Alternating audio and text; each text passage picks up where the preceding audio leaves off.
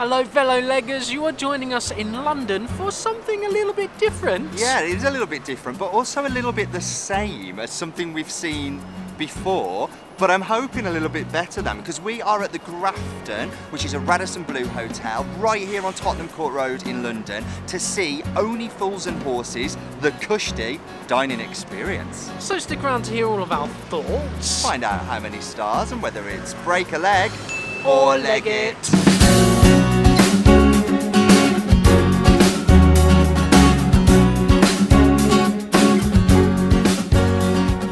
Yes, so we're back to see another Only Fools and Horses, I guess, live on stage? Yeah, which is what we said the last Only Fools and Horses should be.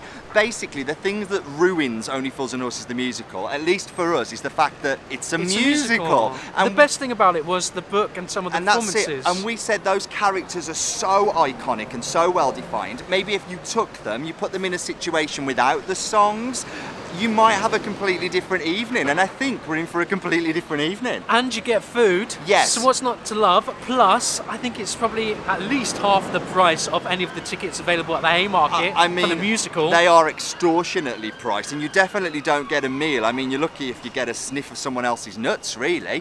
But this one, it has a loose plot. I would say it's sort of in line with almost like a immersive theatre experience. It's those big Only Fools and Horses characters. I'm sure we're in for a night of mishaps, a lot of laughs, and hopefully just good old-fashioned British fun.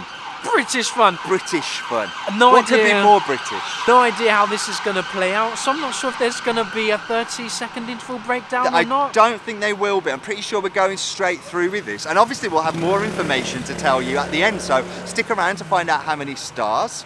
And all of our thoughts. We've come to the end of Only Fools and Horses, the Cushty dining experience.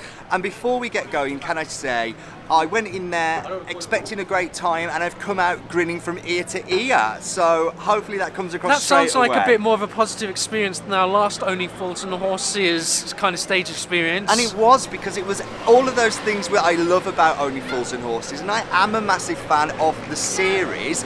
But it didn't take itself too seriously. It didn't try to add anything particularly new or inventive. But why would you, when you've got great source material with strong characters, with memorable lines and catchphrases?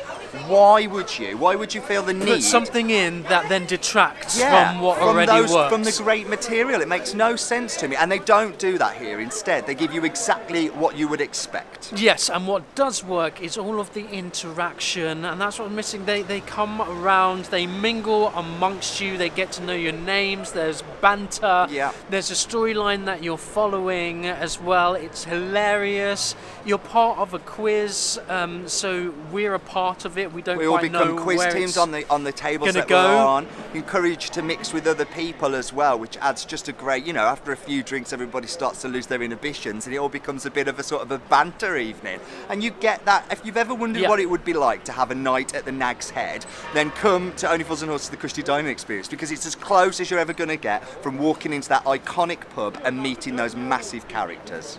Now, I also wanted to say something about the foods. Yeah, I thought it's a dining experience. The food was good, and nice tomato soups. I was really hungry, so I think I overly appreciated the food. But it was good food. When you're catering for a large banqueting situation in a hotel, it's a really difficult thing, actually, but everything felt freshly prepared, was really tasty, and was good.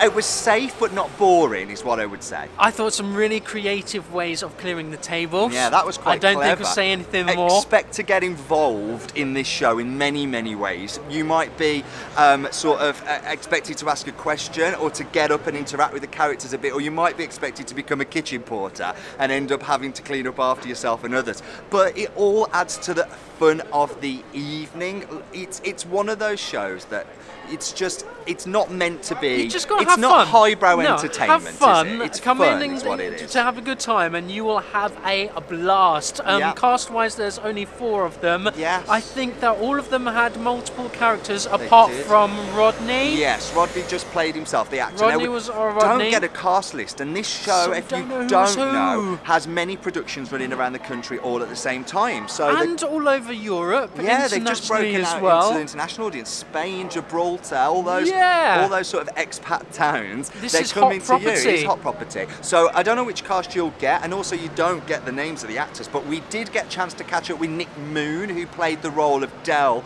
Trotter. And man, he is born to play this role. He is literally, he is Del Trotter. Like, I don't know how else to explain it. I mean, within the musical and the actor that plays Del in that, he's not Del. This guy is Del. Leagues apart. He's actually Del Boy. He doesn't drop character for a single moment. It's the most natural thing, and I loved him. But all of the actors were so capable and comfortable within their multiple roles. It's a high energy show for an actor because they do so much. I really enjoyed Marlene, who also played Cassandra, at complete opposite ends of the spectrum, and yet really funny. I thought she was great. Absolutely. So let's wrap it up. I mean, there's not too much more to say. Yeah, I guess there's no production, there's no lighting, there's no sound. No. They put it's sound on. It's a completely different sort of an evening, really. Yeah. But what did we think? Well, for Only Fools and Horses, the Cushty Dining Experience, we are going to give... 4 stars for this. Yeah, I had a really good time. I was grinning from ear to ear. And me too. I didn't stop smiling. I was thoroughly engaged throughout. It was all of those things I know and love. And like I said, it's an evening at the Nags Head. Like, that's how I feel. I feel like I've had an evening at Nags Head. And I'm going to go and recommend it to other people that love the show, which might be more than I would do for another show running in London. And it's really very social because you put on tables of 10. There's only 2 of us, so we got to know everybody around us. Had a good old laugh.